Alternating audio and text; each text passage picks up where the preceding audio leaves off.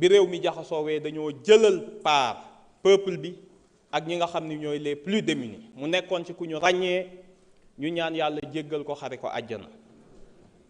ñu ngi profiter de l'occasion pour nuyu le pool d'avocats yi nga xam ni ñoo doon jàppale victime yépp te tey seen ñaari éminents représentants nekk fi muy maître Ciré Clédor ak maître Juan Branco ñu ngi leen di nuyu et à travers vous le pool d'avocats ji ca Bamba Cissé jiite kook ñoom maître Macodou Ndour ak ñoom ñëpp ñu ngi leen di nuyu ak maître Sow.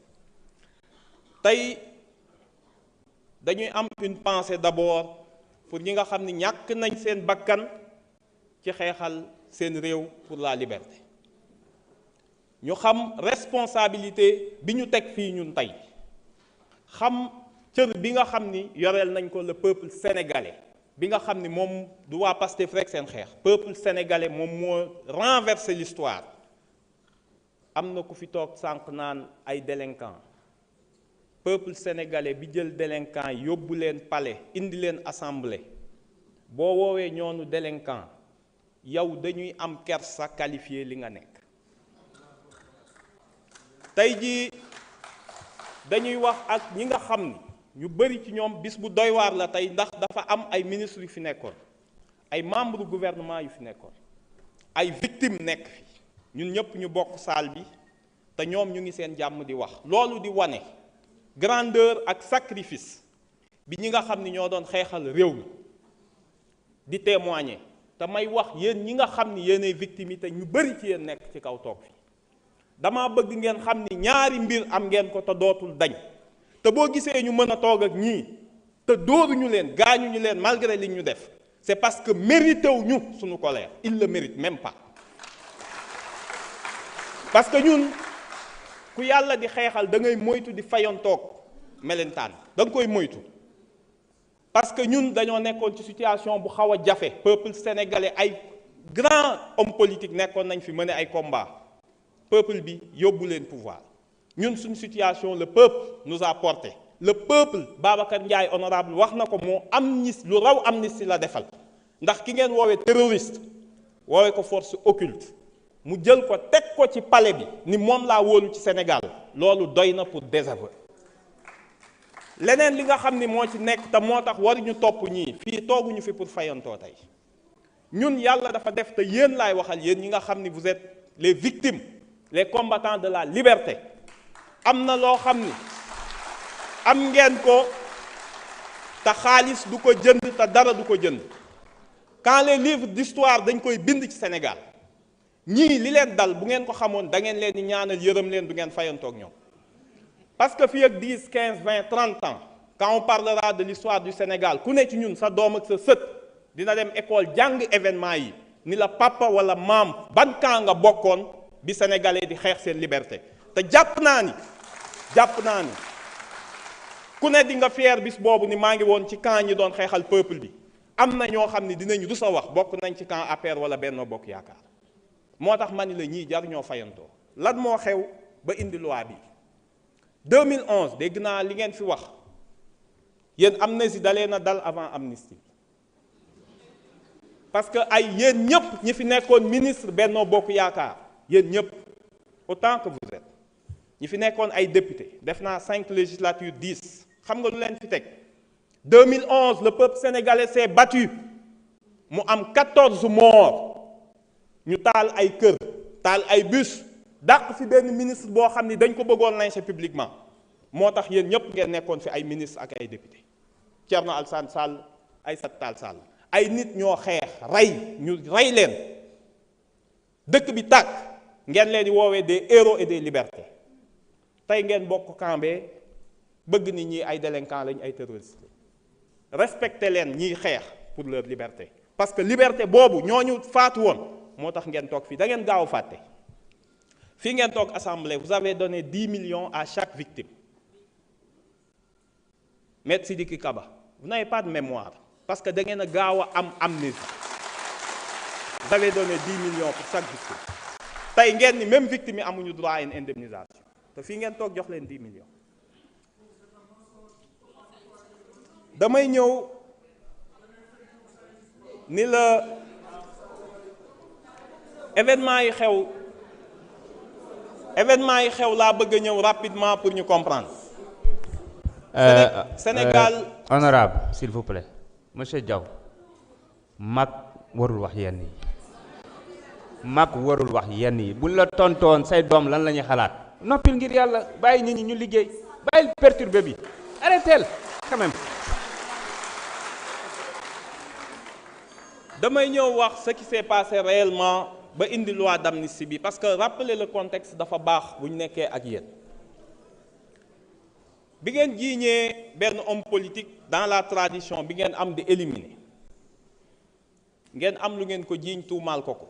L'histoire donnera raison à qui que dossier ba taxoon ngeen ni sonal nit ñi faat bakkan yi fan la mujj ci corruption de la jeunesse. yéen a ko disqualifier seen bopp ci koo xam ni teewul, donc jaru ko woon.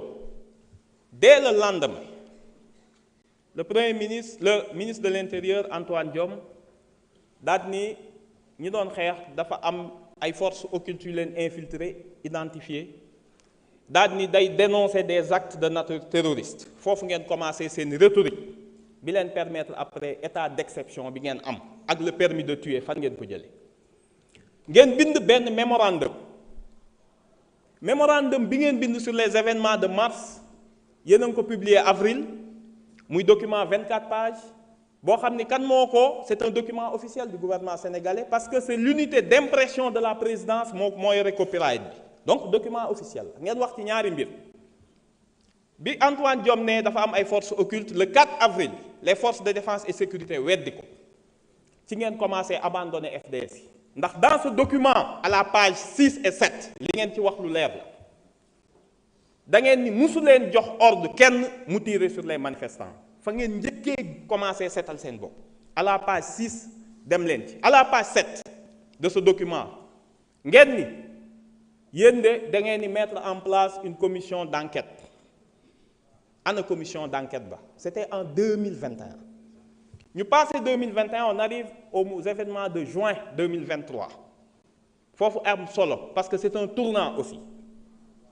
ñu def conférence gouvernement premier ministre Amadou Ba jiite ko, Ismaïla Madior Fall toog, ministre de la justice, ministre de la défense nekk fa, Abdou Karim Fofana nekk fa et le ministre de l'intérieur.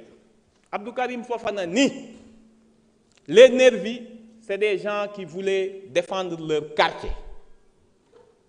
loolu la wax, c'est des gens qui voulaient défendre leur quartier. bi ñu leen acculé Antoine Diome defaat déclaration le 4 juin. daal ni waxoon naa y avait des forces occultes et des nervis ci dëkk bi ñoo xam ni ñoom ñoo tiré sur la population. ngeen may weddi tey gis ngeen ko. on a vu les images à la télé. maître Aïssata Tall Sall daal di dem parlement européen ñu yabal ko fa. mu ne Sénégal li fa xew laa leen di nettali ñu ne ko lan la. devant le parlement européen. mu ne sa population, son peuple bi nekkoon en révolte en réalité, et ce sont ces termes. dafa am ay forces yu leen dugg tapis dans des mouvements salafistes qui veulent s'emparer du pays et mettre à terre la République. contexte bi dafa am solo. pareegu leen ngeen dem bind un livre blanc. histoire dafa baax ñu koy rappeler lépp li may wax ay documents la. livre blanc sur les événements de juin. bi ngeen demee lan ngeen wax. il y a des forces occultes yoo xam ni ils ont tiré sur les manifestants. ils ont tiré sur les forces de l'ordre. yéen a ko bind yéen a ko wax. mais ngeen teg ci mbir mu xaw a doy waar bi ngeen pare. ngeen ni y a eu que 15 morts. on est en 2023. dans un document officiel du gouvernement. tudde ko livre blanc sur les événements de juin. ngeen ni y a eu que 15 morts. lii mooy le contexte. lu tax ngeen voté loi bi. baax taxul déedéet. da ngeen a xëy reporter élection. président Macky Sall dafa reporter élection.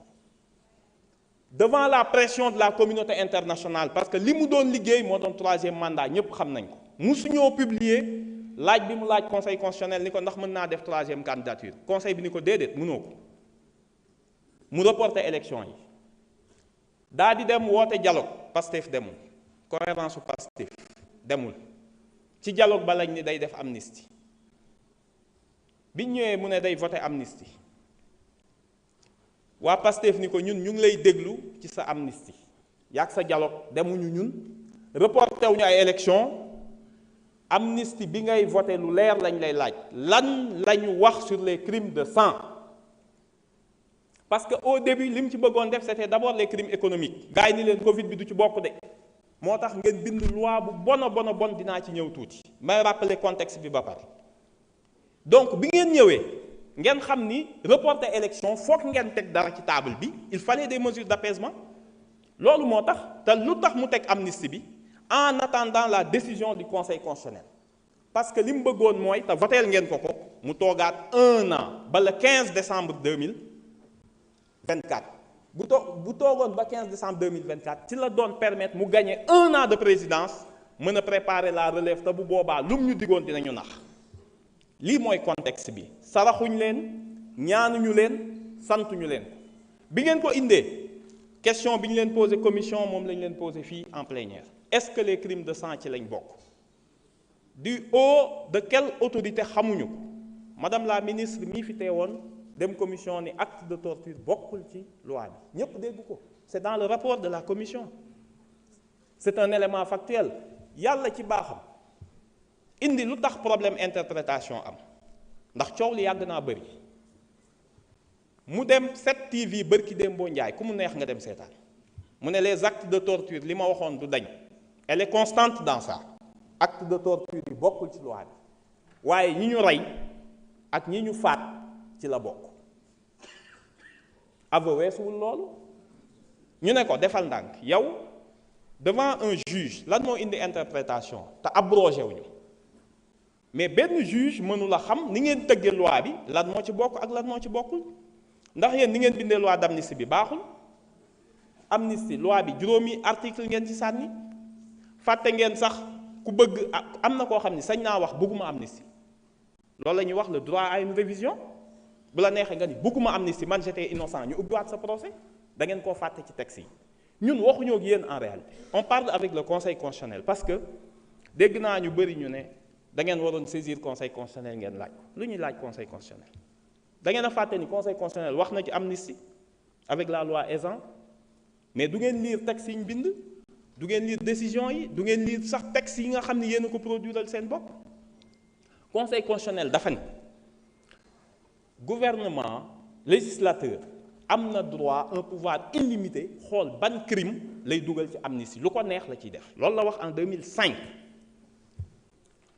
ñu ne ko ah bon mu ne waaw am na droit def ci lépp waaye nag waroo leen a fàtte le droit des victimes ndax amnistie lu mu effacé je parle sous le contrôle de monsieur le procureur monsieur le ministre de la justice infraction pénale mais pas action en réparation civile bokk ci donc loolu yëpp da ngeen koo fàtte ci texte bi bindal ngeen ñu benn texte boo xam ne lii ngeen ci bind ngeen ni mars 2021 ba février 2024 lépp loo xam ne xew na fi ñu mën ko qualifier de crime wala de délit wala de crime